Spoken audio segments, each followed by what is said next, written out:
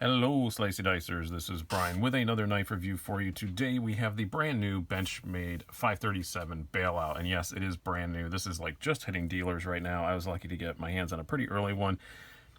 Very cool design for a new offering from Benchmade that none of us saw coming. We didn't really know that it was going to happen until it happened. It is basically a larger, more tactical version of their extremely popular Bug Out that they've been making for a couple years now.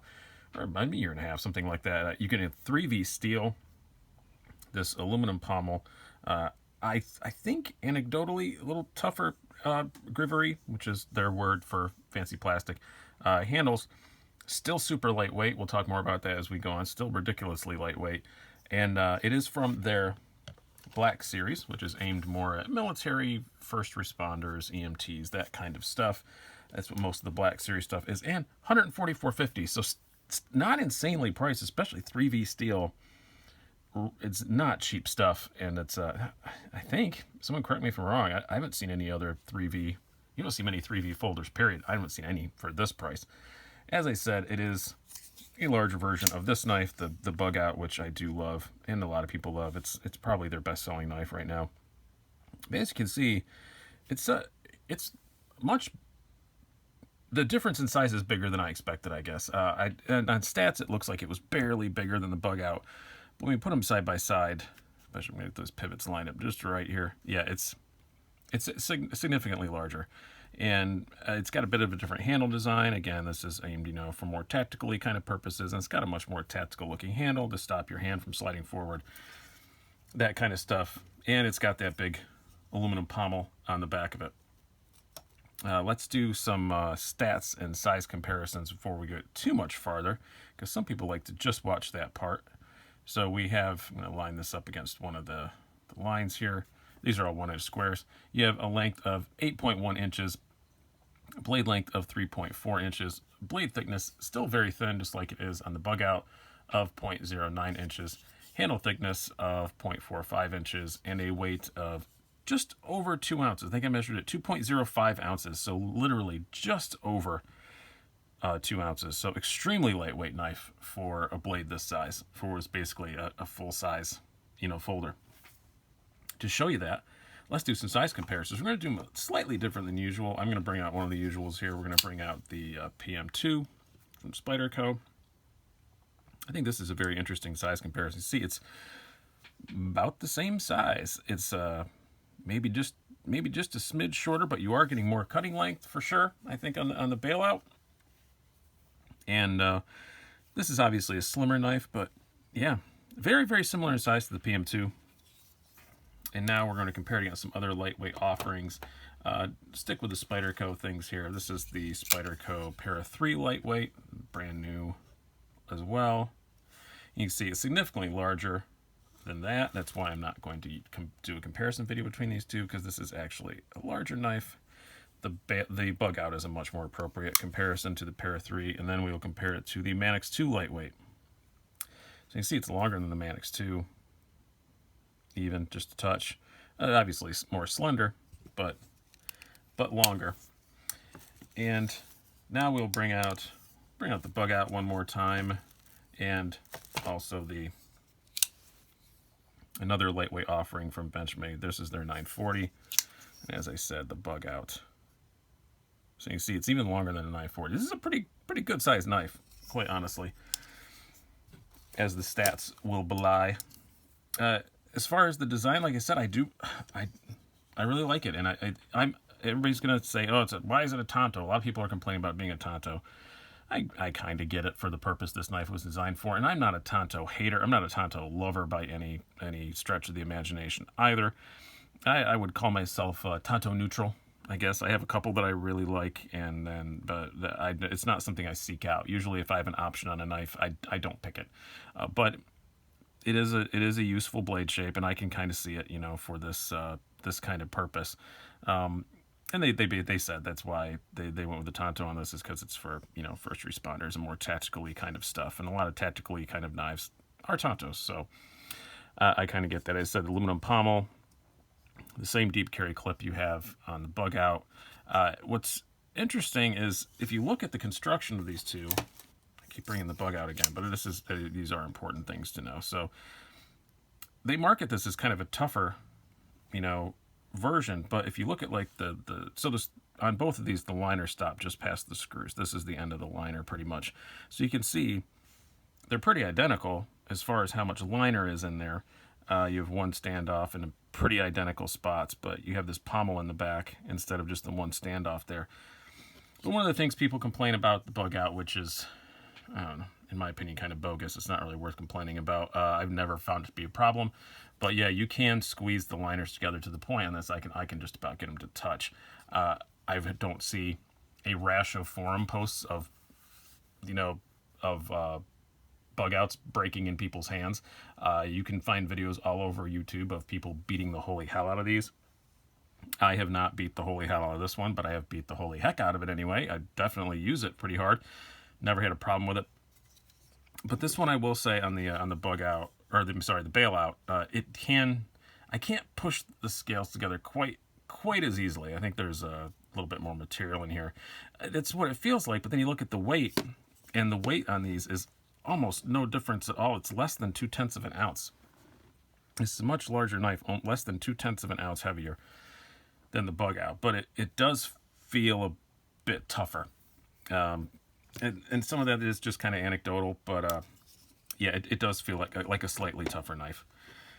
And this blade, and we already talked about the Tanto shape. I'm okay with it. I get why they did it. It's still the same thin blade stock, 0.09 inches, as I said, 3V, 23 thousandths behind the edge.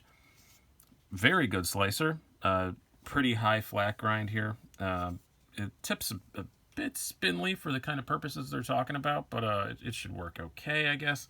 As far as how slicey it is out of the box, it's your typical Benchmade edge, which means very good, but they're a bit, they put more of a working edge on their knives, I would call it, out of the factory, instead of, there's no effort to make them shiny mirror polishy edges, which I don't have a big issue with. But if you want fancy pants edges, Benchmade's not usually your company to go to if you want something that looks like a showpiece out of the box. But this is Black Series. It's not meant to be a showpiece at all. This coating, I think I saw one person mention that they could feel some drag cutting stuff. I can't honestly say that I did. It is a rougher coating. It's a Cerakote. It is a rougher coating than, for instance, on the Super Freak, which I have here. This is a much more smooth, coating. I guess maybe really long cardboard cuts, maybe there's some drag, but I don't really notice it a whole lot, to be honest with you. I wish it wasn't coated, but that's a choice that they made. M4 is not technically a stainless steel, and okay. And Benchmade does do a really good job of the coatings, and it does look good. You have to admit, this gray looks good. I believe it's the same coating as on the olive handled bug out. I'm pretty sure. Somebody tell me down below if I'm pretty sure I'm right about that. But it is kind of a rougher feel. It's not as smooth, but it's all right. I wish there was an option to not have it. It does also come in a partially serrated blade. I won't be getting one of those, but it does come with a partially serrated blade as well. So really good blade. Quite happy with that. Ergonomics are 90% awesome. I will say in my hand, it feels really good. I do really like this upswept, front part. I don't remember the technical term for this. The hilt, I guess, almost like kind of an artificial hilt. It works really good. You lock your thumb in there. You're really locked in. Your hand's not going to slide forward. It works really well. Same as I said on the bug out. The texture on these are pretty good as far as being grippy and still being able to get it out of your pocket and all this stuff. The only thing I don't like ergonomically, and it's not a giant deal, but I don't care for this pommel much. You can feel it when you're really bearing down. I can't feel the pocket clip, by the way. That completely disappears. But when you're really bearing down, I can feel this pommel just a little bit. But the time it bugs me more is just when I'm closing it, how I particularly hold it. When I grab the axis lock, that pommel's digging right into the palm of my hand. That's not ideal. It's not the end of the world. I guess I get why they put it on there, but I'd rather it just be gone. I think, for my purposes, because I EDC knives, I'm not a first responder and stuff. People may like having that integrated, giant lanyard loop and all that stuff. I get it. It's fine. And if the bug out is any indication, Because the bug out, you can get a million different scales, a million different standoffs, all kinds of aftermarket stuff. If that's the indication, probably within a couple weeks, somebody's going to make a rear spacer to a back spacer to delete that pommel. If it's not out yet, I would almost guarantee it'll be out in a couple weeks. Somebody's always going to do that with Benchmades. They're very popular for aftermarket parts, and when that comes out, I probably will do that. I probably will get rid of that pommel. I just don't really. I don't need it. As far as how it carries, it's you can kind of cut and paste my comments from the bug out. Very slim in the pocket, extremely light. It's at just over 2 ounces. Nice deep carry clip. Pommel sticks out a little bit, not a big deal. It's it's dark gray. Nobody's going to notice. Doesn't really look like a knife. It just looks like a tool of some kind. And hand slides right by it. Nothing to really catch on. You do notice that little kind of hilty thing, does stick out a little bit, but it's not like it's obtrusive like a flipper tab or anything. But that's really the only difference you notice in your pocket between, I had it down here, between it and a bug out is just that little bit of that swoop for that hilty thing. That's a technical term I've just come up with. Hilty thing. Somebody will correct me down below and tell me what. You didn't say the correct term for the blah, blah, blah. As far as the action goes, it's an axis lock, man. It works like everything else. Pretty snappy. Total drop shutter. Yeah, I didn't do anything to this yet. I've just took it out of the box and I played with it for, a couple hours, just flipping it around, catching up on TV since I've been gone, and it's been fine.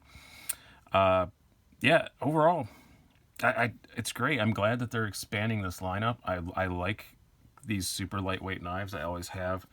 One thing I didn't mention in this that I think I mentioned in a previous take. This is my second take of this. One thing that I do like about the Bailout more than the bug out, and I know I just complained about that pommel, but it does balance the knife out really well, and the balance on this thing is just perfect. That's a very nice addition with that pommel, and I would assume, I hope, if some aftermarket person comes out with a back spacer or something, that it should even out. If you cut that off and move it up, it should kind of even out. But I do really like the balance of this knife in the hand. It does feel very well balanced, which is always an excellent thing. It's a good knife, $144.50 for 3V steel.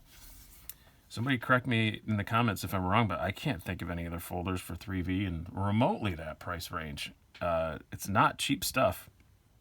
So very, very cool that they came out with this. And nice that they just do a mid-year surprise shocking offering. It's a lot better than other companies that, list things and say they're going to be available, and then it takes forever. And then they show up when you're in another country and you have to wait until you get home to review the Spyderco.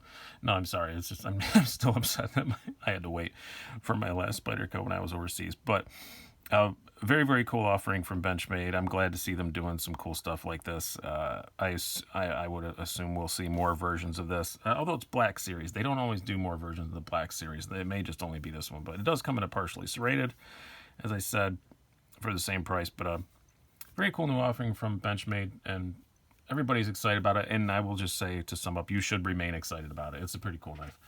I've been Brian. Have a good one.